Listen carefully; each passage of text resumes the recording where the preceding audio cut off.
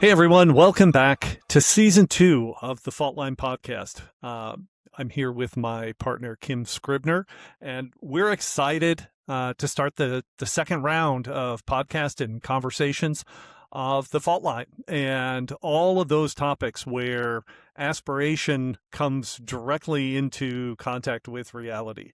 I had somebody ask me earlier today, like, what is this fault line concept?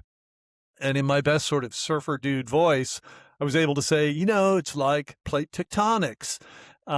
It's really where, what we intend comes face to face with reality. And if the spirit of a good plan is to know whether you're on track or off, this fault line is where we can adjust, we can sort of judge, do things align? Are we still on track, or do we need to make an adjustment because something has shifted? And Kim, I'm curious, as you think about this, how you might explain that same question. Yeah, I think I don't quite think about earthquakes. However, we're from different places, and that might be why I think less about earthquakes here on the East Coast. Probably, Um, probably.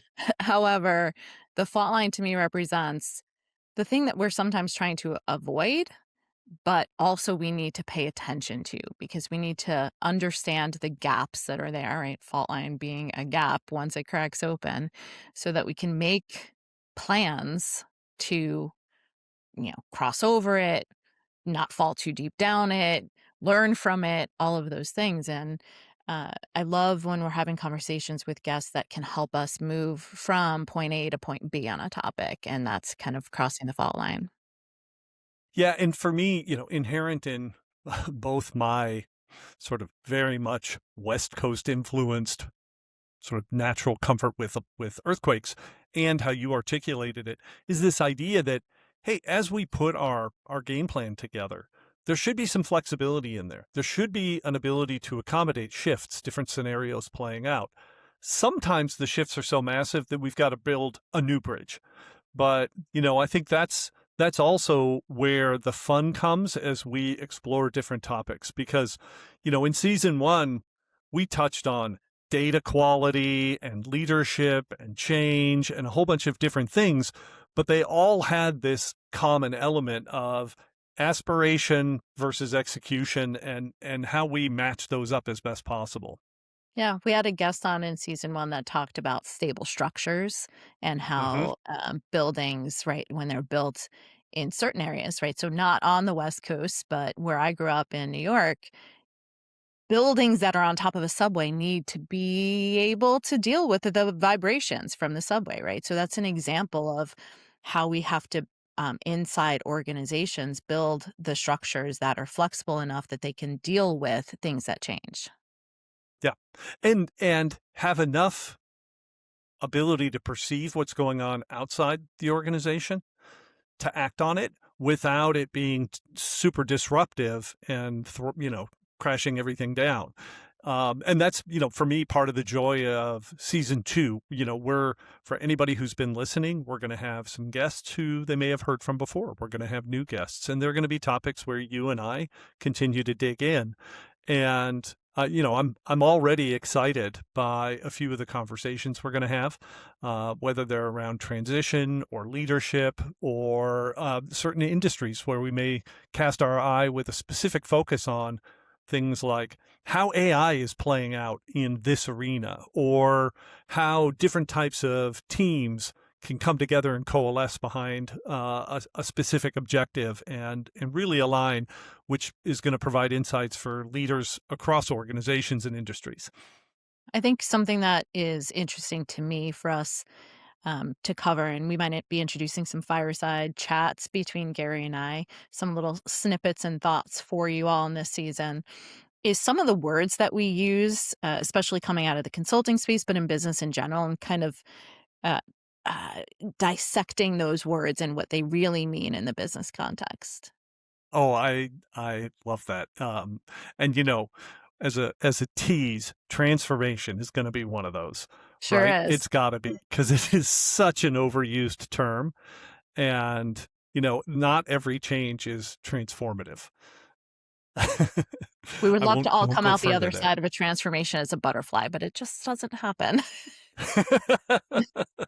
Yeah, sometimes it's more of a transmogrification, and Mhm. things come out looking a little different than expected. So as you reflect on this journey, I want to bring this back to kind of the joy of the podcast and our interaction. Anything as you reflect on season one and now cast your mind towards season two, where you're like, I want to do more of this, or I want to make sure we don't lose this. So in season 1, I feel like we were getting our feet under us, right? It was our first time kind of doing a podcast together. We were kind of working out some of the kinks. Now I think it's time for us to really kind of sink in and have a little more fun with it and bring even more of our quirky personalities to our audience. I don't know what you mean by quirky personality. I have a few ideas. I feel like they'll come out Yes. throughout the episodes. I think, yeah, and to that point, I think the process of going through season one, at that point, you and I had only known each other a few months when we started this. And I continue to appreciate all of the experience and intelligence that you bring to each of our topics.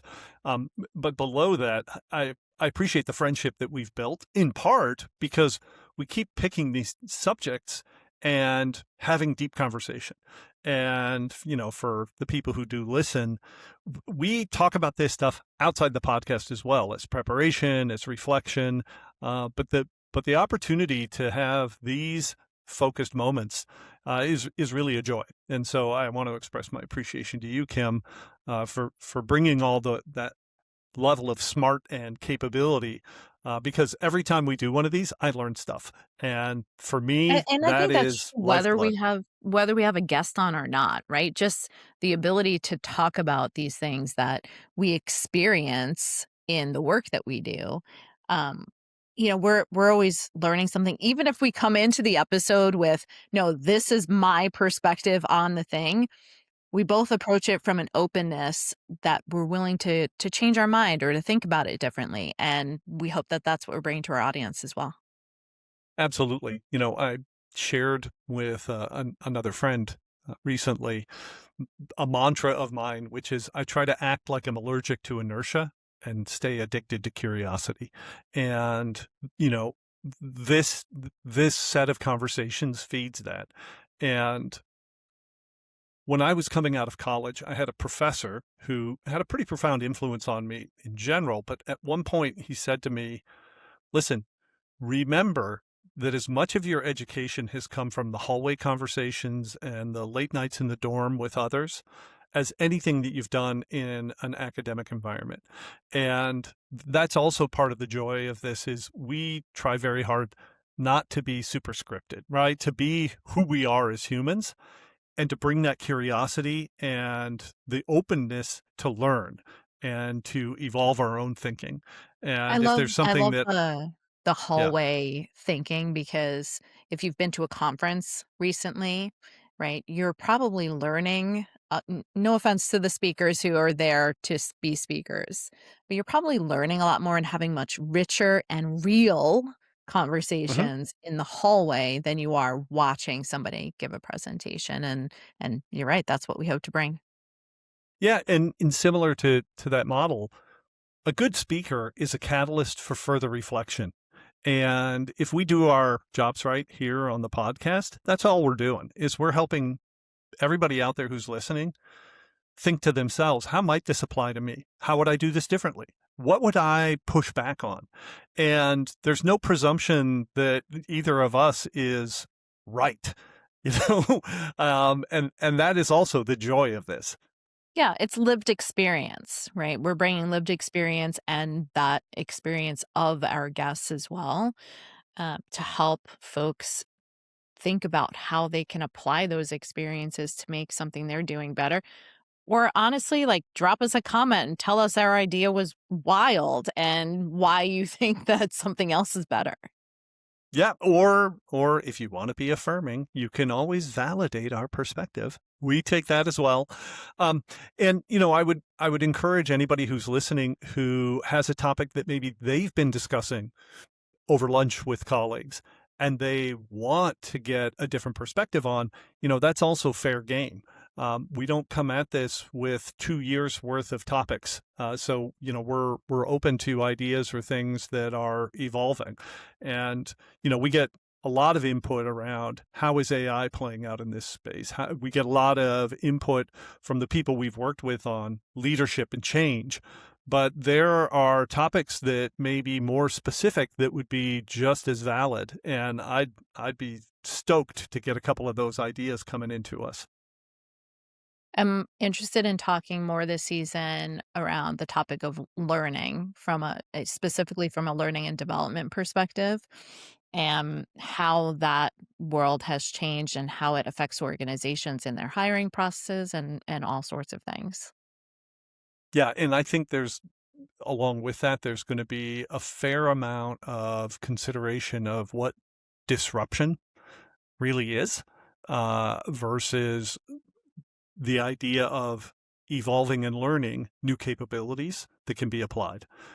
Because I think those are, the disruption term probably goes on the list right next to transformation in terms of, hey, let's talk about this and what is truly disruptive versus what is new, because they're not always the same thing. So, Kim, Yeah. but before we wrap up on this conversation, uh, any teases or insights you want to give our listeners on topics or guests that might be coming up? Yeah. So we had Melissa Reeve on in season 1. We've got her back talking about AI hype. I'm excited for that episode. It'll be Yes. coming up in our first couple of episodes here. And then I'm really excited also to watch an episode that you had the pleasure of hosting, Gary, where we're talking about the transition into a corporate environment from another competitive environment, which is athletics. Yeah, I'm stoked for both of those, and look forward to it. And I hope our audience appreciates them as well. I can't wait for our audience and our listeners to dive into season 2 with us. Me neither. I'm excited for it, and more broadly, I'm just thrilled about season 2 and where we're going to go from here. And I encourage all of our listeners, stay engaged, tell your friends, give us some ideas, and let's get rolling into season 2 of the Fault Line podcast.